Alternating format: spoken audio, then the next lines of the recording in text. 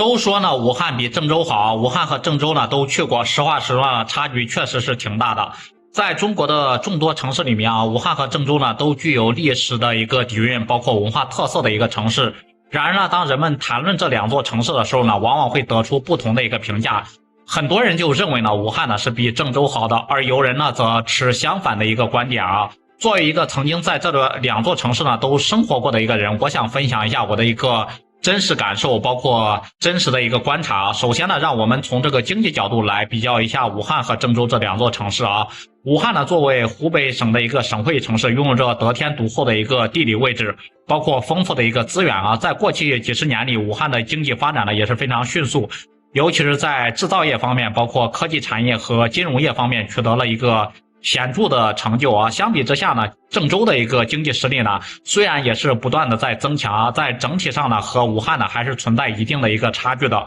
武汉的经济发展呢更加的多元化，更加的国际化啊，而郑州呢则更多的依赖于就是它作为交通枢纽的一个优势。在文化方面呀，武汉和郑州呢都有着悠久的一个历史，包括丰富的一个文化遗产。武汉的一个黄鹤楼，包括东湖等景点呢是闻名遐迩啊，而郑州呢这种嵩山，包括少林寺、皇帝故里等等，也是游客的一个必游之地啊。两座城市呢都有着独特的一个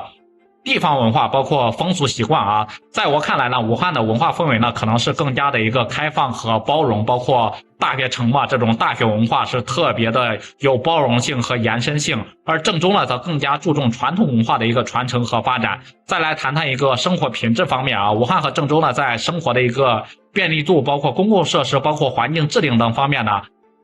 也有所不同啊。武汉的公共交通呢网络更加的发达，包括城市的绿化覆盖率呢较高，市民的一个生活品质相对来说还是比较高的啊。包括我在武汉这边生活也非常便利，而郑州呢近些年在城市建设方面呢也有很大的一个改善，包括公共设施也是不断的完善，市民的一个生活质量呢也是在逐步的提高啊。当然了，评价一个城市的好坏呢不仅仅是取决于以上几个方面，还有许多其他的一个因素，比如说教育的资源，包括医疗保障、社会治安等等各方面也都是需要考虑的。在这方面呢，武汉包括郑州呢这两座中部城市啊都有各自的一个优势和不同。那么为什么会有人认为武汉比郑州好呢？我认为呢主要源于以下几个方面原因。那第一就是武汉的一个经济实力更强啊，包括它的 GDP 是更高的，武汉已经突破2万亿了，拥有更多的一个发展机遇，包括资源。第二就是武汉的文化氛围呢是更加的开放和多元化，然后100万嘛，百万大学城嘛，更容易吸引人才在这里的一个